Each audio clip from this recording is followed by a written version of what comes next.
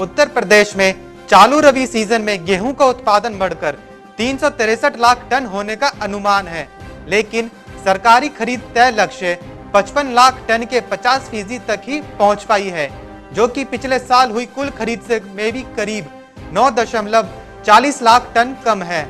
राज्य सरकार ने खरीद की समय सीमा को बढ़ाकर 30 जून तय कर दिया है।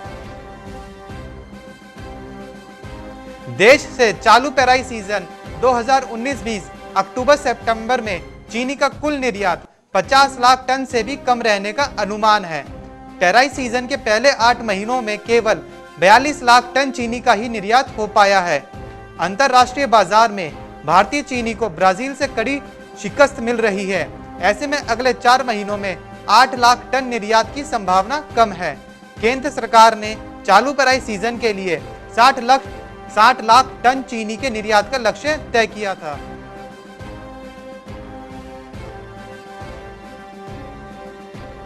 कृषि मंत्रालय के तीसरे आरंभिक अनुमान के अनुसार चालू रबी में गेहूं का रिकॉर्ड 10.71 करोड़ टन उत्पादन का अनुमान है, जो कि पिछले साल के 10.36 करोड़ टन से अधिक है।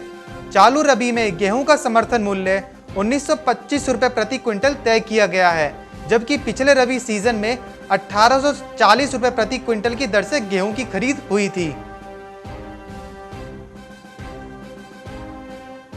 सीहोर की आष्टा मंडी में लॉकडाउन में छूट मिलने का सबसे ज्यादा असर दालों की कीमतों पर दिखाई दे रहा है। लॉकडाउन में जो मूंग दाल थोक में ही 117-118 रुपए किलो में मिल रही थी, अब उसके दाम 78 से 80 रुपए किलो हो गए हैं, यानी 1 किलो पर सीधे 40 रुपए कम। मूंग की नहीं, तूर और चना दाल की कीमतों में भी कमी आई है।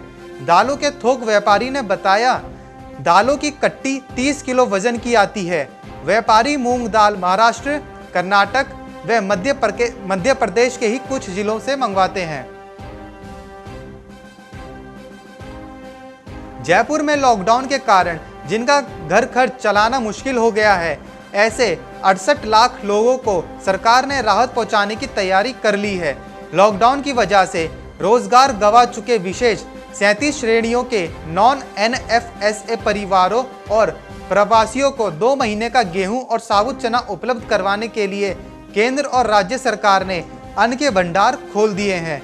राजस्थान में 52 लाख विशेष 37 श्रेणियों के नॉन NFSA लाभार्थियों और 16 लाख प्रवासियों निःशुल्क गेहूं और साबुत चना उपलब्ध कराया जाएगा। भोगनीपुर क्षेत्र में पिछले दिनों हुई रुक रुक कर वर्षा से खेतों में खड़ी मूंग की फसल को नुकसान पहुंचा है। किसानों का मानना है कि अभी मौसम में ठंडक ही नहीं बल्कि गर्मी की जरूरत है। जून माह में ऐसा मौसम कभी नहीं देखा, यह फसल के लिए कतई सही नहीं है।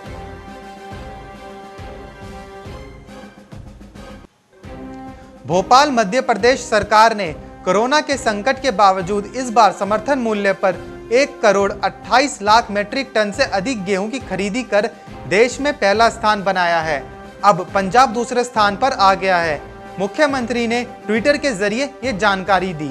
उन्होंने कहा कि पंजाब में 1 करोड़ 27 लाख मीट्रिक टन गेहूं खरीदा गया है, वहीं मध्य प्रदेश में आज तक 1 करोड़ 28 लाख मीट्रिक टन गेहूं खरीदा है। मध्य प्रदेश ने पंजाब का ऑल टाइम रिकॉर्ड तोड़ दिया है। यमुनानगर की अनाज मंडियों में गेहूं की खरीद इस बार लक्ष्य से दूर रही। कारण 2 गिनाए जा रहे हैं। पहला, मौसम की बेरुखी और दूसरा, उत्तर प्रदेश और हिमाचल से गेहूं की आवक पर प्रतिबंध होना। गत वर्ष 3,75,515 मीट्रिक टन गेहूं की आवक हुई। हालांकि इस बार लक्ष्य करीब 4 लाख MT गेहूं की आवक का लक्ष्य निर्धारित हुआ था, लेकिन अब कुल 2,90,449 MT गेहूं की आवक हुई है, मतलब 85,066 MT कम।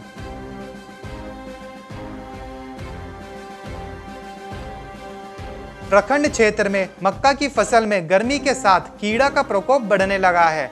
फसलों को बचाने की समस्या गंभीर बनती जा रही है। हालांकि किसान ने फसल की सुरक्षा के लिए कीटनाशक दवा का छिड़काव करना शुरू किया है। बावजूद कीट का प्रकोप बढ़ता जा रहा है। 4 दिन पूर्व चक्रवात की हल्की बारिश से जहां मुरझाते मक्का के फसल में हरियाली छा गई थी, वहीं पर्याप्त मात्रा में बारिश नहीं हो पाने के कारण तथा तापमान में बढ़ती गर्मी से के साथ मक्का फसल में कीड़ा का प्रकोप बढ़ने लगा है।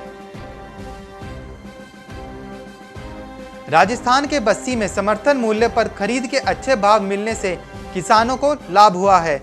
यहां कर्रे विक्रय सहकारी समिति ने किसानों से समर्थन मूल्य पर गेहूं, चना व सरसों की खरीद की है। इनमें सरसों की खरीद अधिक हुई है। पिछले कुछ दिनों से बाजार में भी सरसों के दाम बढ़कर 4200 से 4300 रुपये हो गए हैं, जबकि समर्थन मूल्य 4425 रुपये ही है। अब सरसों के दामों में अधिक अंतर नहीं होने से बाजार में व्यापारियों के यहां सरसों की आवक बढ़ गई है। Bureau report, market times TV.